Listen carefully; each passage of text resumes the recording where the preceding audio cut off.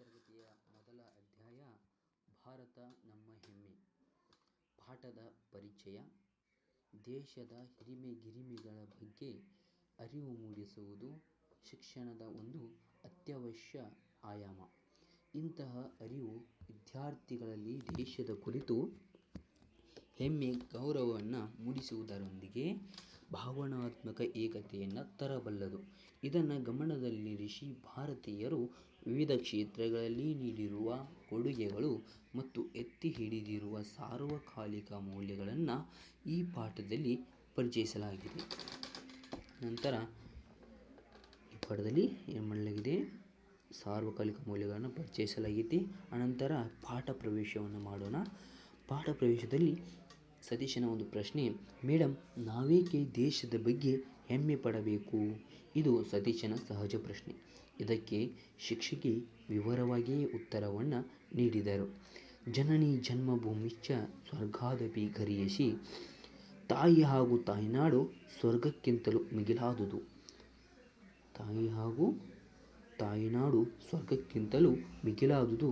ಭಾರತವೂ ಸೇರಿದಂತೆ ಅನೇಕ ಪುರಾತನ ನಾಗರಿಕತೆಗಳಲ್ಲಿ ಮಾತೃದೇವತೆಯ ಆರಾಧನೆ ಇತ್ತು. ಅಲೆಮಾರಿ ಜೀವನ ನಡೆಸುತ್ತಿದ್ದ ಆದಿಮಾನವ ಒಂದೆಡೆ ವಾಸ ಮಾಡಲು ತೊಡಗಿದ ಮೇಲೆ ಗ್ರಾಮ ಜೀವನ ಆರಂಭವಾಯಿತು. ಅದಕ್ಕೆ ಹೊಂದಿಕೊಳ್ಳುತ್ತಾ ಆತನಿಗೆ ತನ್ನ ಗ್ರಾಮದ ಬಗ್ಗೆ ಮೋಹ ಉಂಟಾಗಿರಬೇಕು. ತನ್ನ ಗ್ರಾಮದ ಬಗ್ಗೆ ಒಂದು ಮೋಹವನ್ನು ಉಂಟಾಗಿರಬೇಕು. ಆ ನೆಲದ ರಕ್ಷಣೆ ತನ್ನ ಪವಿತ್ರ ಹೊಣೆ ಎನಿಸಿರಬೇಕು. ಕಾಲ ಸಂದಂತೆ ಗ್ರಾಮಗಳು ಒಂದುಗೂಡಿ ರಾಜ್ಯವಾದಾಗ ಕಾಲ ಮುಂದೆ ಹೋದಂತೆ ಗ್ರಾಮಗಳು ಒಂದುಗೂಡಿ ರಾಜ್ಯವಾದಾಗ ರಾಜ್ಯಗಳು ಬೆರೆತು ಸಾಮ್ರಾಜ್ಯವನ್ನು ಏರ್ಪಡಿಸಿ ದೇಶಭಕ್ತಿ ಮೂರ್ತ ರೂಪ ತಳೆಯಿತು ಅಂತ ಹೇಳ್ತಾರೆ. ಆಮೇಲೆ ದೇಶ ಸೇವೆ ಈಶ ಸೇವೆಗೆ ಸಮವಾಯಿತು. ಹುಟ್ಟಿದ ನೆಲ ತಾಯ್ನಾಡಿನ ಸ್ಥಾನಕ್ಕೇರಿತು. ನಾವು ದೇಶದ ಸಾಧನೆಗಳನ್ನು ಅರಿತುಕೊಂಡಾಗ ಅದರ ಬಗ್ಗೆ ಹೆಮ್ಮೆ ಪಡುವುದು ಸಹಜವಲ್ಲವೇ? ನಂತರ ಭರತಖಂಡ, ಹಿಂದೂಸ್ತಾನ, ಇಂಡಿಯಾ, ಜಂಬೂದ್ವೀಪ ಇವೆಲ್ಲವೂ ಭಾರತಕ್ಕಿರುವ ಹೆಸರುಗಳು. ಪ್ರಾಚೀನ ಕಾಲದಿಂದಲೂ ನಮ್ಮ ದೇಶವನ್ನು ಭಾರತ ಎಂಬುದಾಗಿ ಕರೆಯಲಾಗುತ್ತಿತ್ತು. ನಮ್ಮ ದೇಶಕ್ಕೆ ಭಾರತ ಎಂಬ ಹೆಸರು ಹೇಗೆ ಬಂತು ಗೊತ್ತೇ? ಪುರಾಣಗಳ ಪ್ರಕಾರ ಋಷಭನಾಥ ಹಿರಿಯ ಮಗ ಭರತನೆಂಬ ಓರ್ವ ರಾಜನಿದ್ದನಂತೆ. ಭರತನು ಆಳಿದ ನಾಡು ಭರತಖಂಡ, ಭರತವರ್ಷ, ಭರತ ದೇಶ ಎನಿಸಿತು. ಸುಮಾರು 3000 ವರ್ಷಗಳ ಹಿಂದೆ ಪರ್ಷಿಯಾ ದೇಶದ ಜನರು ಸಿಂಧೂ ನದಿ ಬಯಲಿನ ಜನರೊಂದಿಗೆ ಸಂಪರ್ಕಕ್ಕೆ ಬಂದರು. ಪರ್ಷಿಯನ್ನರು ಅವರನ್ನು ಹಿಂದೂ ಎಂದು ಕರೆದರು. ಯಾರನ್ನ? ದೇಶದ ಜನರು ಸಿಂಧೂ ನದಿ ಬಯಲಿನ ಜನರೊಂದಿಗೆ ಸಂಪರ್ಕಕ್ಕೆ ಬರ್ತಾರ. ಪರ್ಷಿಯನ್ನರು ಅವರನ್ನು ಹಿಂದೂ ಎಂದು ಕರೀತಾರೆ. ಮುಂದೆ ಗ್ರೀಕರು ಭಾರತೀಯರೊಂದಿಗೆ ಸಂಪರ್ಕಕ್ಕೆ ಬಂದಾಗ ಅವರ ಬಾಯಲ್ಲಿ ಹಿಂದೂ ಪದವು ಇಂಡು ಆಯಿತು. ಹಾಗೆಯೇ ಸಿಂಧೂ ನದಿಯು ಇಂಡಸ್ ಆಯಿತು ಅಂತ ಹೇಳ್ತಾರೆ. ಅನಂತರ ಮಹಮ್ಮದೀಯರ ಆಕ್ರಮಣದೊಂದಿಗೆ ಹಿಂದೂ ಪದ ಮತ್ತೆ ಬಳಕೆಗೆ ಬಂತು. ಅವರು ಈ ದೇಶವನ್ನು ಹಿಂದೂಸ್ತಾನ, ಇಲ್ಲಿಯ ಜನರು ಹಿಂದೂಗಳು ಮತ್ತು ಅವರ ಹಿಂದೂ ಧರ್ಮ ಎಂದು ಕರೆದರು. ಹಿಂದೂ ಧರ್ಮ ಎಂದು ಕರೆದರೆ ಆಂಗ್ಲರ ಪ್ರಭಾವದಿಂದ ಪಾಶ್ಚಾತ್ಯರಿಗೆ ಈ ದೇಶ ಇಂಡಿಯಾ ಮತ್ತು ಹಿಂದೂ ಧರ್ಮವು ಹಿಂದೂಯಿಸಂ ಎನಿಸ್ತೈತಿ. ಭಾರತದ ಭವ್ಯತೆಯನ್ನು ತೆರೆದಿಟ್ಟ ಯುರೋಪಿಯನ್ನರು ಭಾರತದ ಬಗ್ಗೆ ವಿಶಿಷ್ಟತೆಯನ್ನು ತೆರೆದಿಟ್ಟ ಯುರೋಪಿಯನ್ನರು. ಕೆಲವು ಮಂದಿ ಆಂಗ್ಲ ವಿದ್ವಾಂಸರು ಈ ನೆಲದ ಪ್ರಾಚೀನ ಭವ್ಯತೆಯನ್ನು ಜಗತ್ತಿಗೆ ತೋರಿಸಿಕೊಡಲು ಕಾರಣರಾದರು. ಅಂಥವರಲ್ಲಿ ವಿಲಿಯಂ ಜೋನ್ಸ್ ಜೂನಿಯರ್ ಪ್ರಮುಖ. ಇವನು ಸುಪ್ರೀಂ ಕೋರ್ಟಿನ ನ್ಯಾಯಾಧೀಶ, ಮೇಧಾವಿ, ಸಂಸ್ಕೃತ ಕಲಿತ. ಸಂಸ್ಕೃತ ಭಾಷೆಯ ನುಡಿಗಟ್ಟು ಅದ್ಭುತ ಎಂದು ಜೋನ್ಸ್ ನುಡಿದ. ಭಾರತದ ಸಾಹಿತ್ಯ ಅಧ್ಯಯನ ಮಾಡುವ ಸಲುವಾಗಿ ಸಂಸ್ಥೆಯೊಂದನ್ನು ಸ್ಥಾಪಿಸಿದ. ಈ ಸಂಸ್ಥೆ ಭಗವದ್ಗೀತೆಯ ಇಂಗ್ಲಿಷ್ ಭಾಷಾಂತರವನ್ನು ಪ್ರಕಟಿಸಿತು. ಇದು ಸಂಸ್ಕೃತದಿಂದ ಇಂಗ್ಲಿಷಿಗೆ ತರ್ಜಮೆಗೊಂಡ ಮೊದಲ ಕೃತಿ. ವಿಲಿಯಂ ಜೋನ್ಸ್ ಜೂನಿಯರ್ ಶಾಕುಂತಲಾ ಮುಂತಾದ ಸಂಸ್ಕೃತ ಕೃತಿಗಳನ್ನು ಇಂಗ್ಲಿಷ್ನಲ್ಲಿ ಸಿದ್ಧಗೊಳಿಸಿದ. ಮುಂದೆ ಫ್ರೆಂಚ್ ಮತ್ತು ಜರ್ಮನ್ ವಿದ್ವಾಂಸರು ಭಾರತೀಯ ಸಾಂಸ್ಕೃತಿಕ ಅಧ್ಯಯನ ಮುಂದುವರಿಸಿದರು. ಇದೇ ಕಾಲದಲ್ಲಿ 50 ಉಪನಿಷತ್ತುಗಳು ಪರ್ಷಿಯನ್ ಮತ್ತು ಫ್ರೆಂಚ್ ಭಾಷೆಗಳಿಗೆ ಅನುವಾದಗೊಳ್ಳುತ್ತವೆ. ಇಲ್ಲಿ ಭಾರತ ಎಂದರೆ ಭಾ ಎಂದರೆ ಬೆಳಕು, ಜ್ಞಾನವೆಂಬ ಬೆಳಕಿನಲ್ಲಿ ರತರಾಗಿರುವ ಆಸಕ್ತರಾಗಿರುವ ಭೂಮಿ ದೇಶ ಭಾರತ. ಆ ಪರಂಪರೆಯಲ್ಲಿ ಇರುವ ನಾವೆಲ್ಲರೂ ಭಾರತೀಯರು. ಹಾಗೆ ಗಣಿತ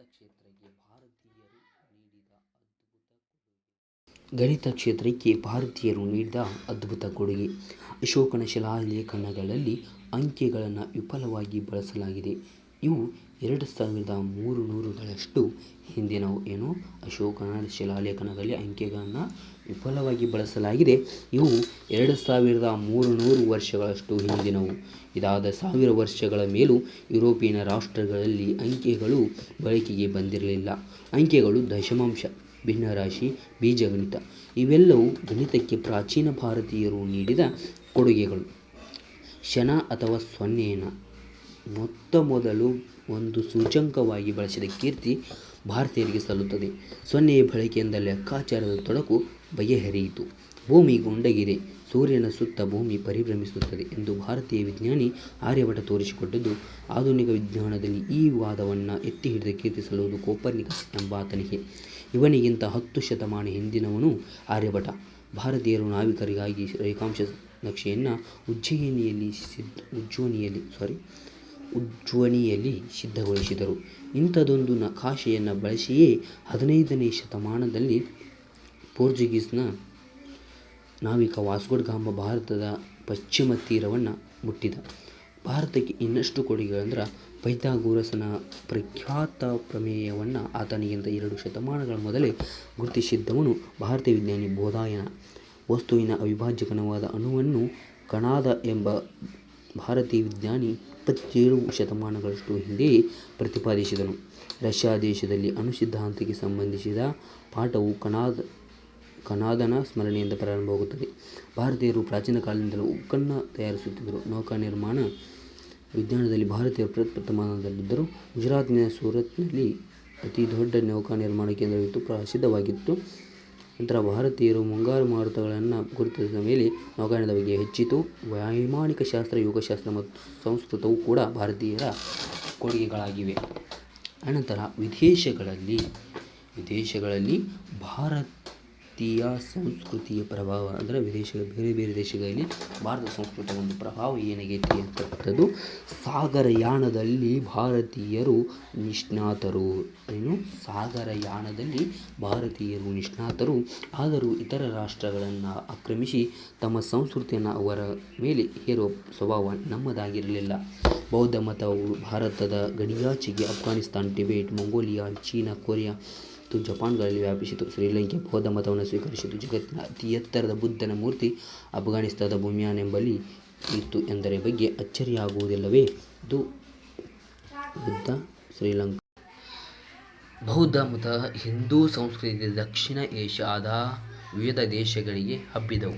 ಕಾಂಬೋಡಿಯಾದ ಅಂಗೋರವಾಟ ಎಂಬಲ್ಲಿನ ಭವ್ಯ ಹಿಂದೂ ದೇವಾಲಯವು ಜಗತ್ತಿನ ಶ್ರೇಷ್ಠ ವಾಸ್ತುಶಿಲ್ಪಗಳಲ್ಲೊಂದು. ಜಾವಾದ ಬೋರ್ ಬೋದೂರ್ ಎಂಬಲ್ಲಿ ಜಗತ್ಪ್ರಸಿದ್ಧ ಬೃಹತ್ ಬೌದ್ಧ ದೇವಾಲಯ ಇದೆ. ಅಂಗೋರವಾಟ ಹಿಂದೂ ದೇವಾಲಯ ಕಾಂಬೋಡಿಯಾದಲ್ಲಿದೆ. ಇವೆರಡು ವಿಶ್ವ ಪರಂಪರೆಗೆ ಸೇರಿದ ತಾಣಗಳಾಗಿವೆ. ಆಗ್ನೇಯ ಏಷ್ಯಾದಲ್ಲಿ ಭಾರತೀಯ ಸಂಸ್ಕೃತಿಯು ಸುಮಾರು 9 ಶತಮಾನಗಳ ಕಾಲ ಅಲ್ಲಿಯ ಜನಜೀವನವನ್ನು ಬೆಳಗಿತು. ಅಲ್ಲಿನ ಹಲವು ದೇಶಗಳಲ್ಲಿ ಸಂಸ್ಕೃತ ಆಡಳಿತ ಭಾಷೆಯಾಯಿತು. ನೃತ್ಯಗಳಲ್ಲಿ, ಹಾಡುಗಳಲ್ಲಿ ರಾಮಾಯಣ ಮತ್ತು ಮಹಾಭಾರತದ ಕಥೆಗಳು ಇಂದಿಗೂ ಇಲ್ಲಿ ಜೀವಂತವಾಗಿವೆ. ಕೆಲವು ಸಾರ್ವಜನಿಕ ಭಾರತೀಯ ಮೌಲ್ಯಗಳು ಆಚಾರ್ಯ ದೇವೋಭವ ಅಂತಕ್ಕಂಥದ್ದು ಇದು ಒಂದು ಸಾರ್ವಜನಿಕ ಭಾರತೀಯ ಮೌಲ್ಯ ಅಂತ ಹೇಳ್ಬೋದು. ಭಾರತದ ಪ್ರಾಚೀನ ಸಂಸ್ಕೃತಿಯಲ್ಲಿ ವಿದ್ಯೆ ವಿಕ್ರಮದ ವಸ್ತುವಾಗಿರಲಿಲ್ಲ. 3000 ವರ್ಷಗಳ ಹಿಂದೆ ಶಿಷ್ಯರಿಗೆ ಗುರುಗಳು ನೀಡುತ್ತಿದ್ದ ಮೌಲ್ಯಗಳು ಎಲ್ಲ ಕಾಲಗಳಿಗೂ ಅನ್ವಯವಾಗುವಂಥವು. ಸತ್ಯವನ್ನು ಹೇಳು, ಧರ್ಮವನ್ನು ಪಾಲಿಸು, ಇದುವರೆಗೆ ಕಲಿತದ್ದರಿಂದಲೇ ತೃಪ್ತನಾಗಬೇಡ, ಗರ್ವಪಡಬೇಡ, ತಾಯಿ ತಂದೆ, ಆಚಾರ್ಯ ಮತ್ತು ಅತಿಥಿಗಳನ್ನು ದೇವರಂತೆ ಭಾವಿಸು. ಈ ಮೌಲ್ಯಗಳು ಇಂದಿಗೂ ನಮ್ಮ ಮುಂದಿವೆ. ಅಹಿಂಸೆ, ಪೌರುಷ ಅಂತಕ್ಕಂಥದ್ದು ಇದು ಒಂದು ಕೂಡ ಭಾರತೀಯ ಸಾರ್ವಜನಿಕರಲ್ಲಿ ಒಂದು ಮೌಲ್ಯ. ಜಗತ್ತಿನಲ್ಲಿ ಅಹಿಂಸೆಯ ಶ್ರೇಷ್ಠತಮ ಪ್ರತಿಪಾದಕರು ಭಾರತೀಯರು. ಅಂದರೆ ಶ್ರೇಷ್ಠತವರು ಅಂದರೆ ಪ್ರತಿಪಾದಕರು ಭಾರತೀಯರಾಗಿರ್ತಾರೆ. ಆದರೆ ಪೌರುಷ ಶಕ್ತಿಗಳನ್ನು ಭಾರತೀಯರು ಎಂದಿಗೂ ಕಡೆಗಣಿಸಿರಲಿಲ್ಲ. ಶತ್ರುಗಳಿಗೆ ಅಂಜಿ ಪಲಾಯನ ಮಾಡುವುದಕ್ಕಿಂತ ಯುದ್ಧ ಮಾಡುತ್ತಲೇ ಮಡಿಯಿರಿ ಎನ್ನುವುದು ಪ್ರಾಚೀನರ ಜೀವನ ಸೂತ್ರವಾಗಿತ್ತು. ಎಲ್ಲ ಜನರು ಸುಖಿಗಳಾಗಲಿ ಅಂದರೆ ಸರ್ವೇ ಜನ ಸುಖಿನೋ ಭವಂತು. ಇದು ನಮ್ಮ ಪ್ರಾಚೀನರ ಒಂದು ಉದಾತ್ತ ಮೌಲ್ಯವಾಗಿದೆ. ವಸುಧೈವ ಕುಟುಂಬಕಂ, ಇಡೀ ಜಗತ್ತೇ ಒಂದು ಕುಟುಂಬ ಎಂಬ ಉದಾತ್ತ ಚಿಂತನೆಯು ಭಾರತೀಯರದೇ ಆಗಿದೆ. ಸರ್ವಧರ್ಮ ಸಮಾನತೆ. ಭಾರತವು ನಂಬಿ ಬಂದಿರುವ ಇನ್ನೊಂದು ಮೌಲ್ಯವೆಂದರೆ ಸರ್ವಧರ್ಮ ಸಮಾನತೆ. ಬೆಳಕು ಎಲ್ಲಿಂದ ಬಂದರೂ ಅದು ಬೆಳಕೆ, ಅದಕ್ಕೆ ಕತ್ತಲೆಯನ್ನು ಹೊಡೆದೋಡಿಸುವ ಶಕ್ತಿ ಇದೆ. ಅಂತೆಯೇ ಮತಧರ್ಮ ಯಾವುದೇ ಇರಲಿ, ದೇವರು ಒಬ್ಬನೇ, ನಾಮ ಹಲವು ಎಂಬುದು ವೇದವಾಕ್ಯ. ಮೇಲೆ ಉಲ್ಲೇಖಿಸಿದ ಎಲ್ಲ ಮೌಲ್ಯಗಳು ಇಲ್ಲಿಗೆ ಈ ಅಧ್ಯಾಯ ಕೊನೆಗೊಳ್ಳುತ್ತದೆ. ಇನ್ನು ಮುಂದೆ ಈ ಥರದ ವಿಡಿಯೋಗಳನ್ನು ವೀಕ್ಷಿಸಲು ಕಾಂಪಿಟೇಟಿವ್ ಫೀಲ್ಡ್ ಎಂಬ ಯೂಟ್ಯೂಬ್ ಚಾನಲನ್ನು ಸಬ್ಸ್ಕ್ರೈಬ್ ಮಾಡಿಕೊಳ್ಳಿ. ಹಾಗೆ ಕಾಮೆಂಟ್ ಬಾಕ್ಸ್ನಲ್ಲಿ ಕಾಮೆಂಟ್ಗಳನ್ನು ಮಾಡುವುದನ್ನು ಮರಿಬೇಡಿ. ಯಾವುದೇ ರೀತಿಯ ತಪ್ಪಾದಲ್ಲಿ ಸ್ವಲ್ಪ ತಿದ್ದಿಕೊಳ್ಳಲು ನಾನು ಕೂಡ ಮುಂದಾಗುತ್ತೇನೆ ಎಂದು ಹೇಳುತ್ತಾ ಈ ಅಧ್ಯಾಯವನ್ನು ಮುಗಿಸುತ್ತೇನೆ. ಜೈ ಹಿಂದ್, ಜೈ ಕರ್ನಾಟಕ.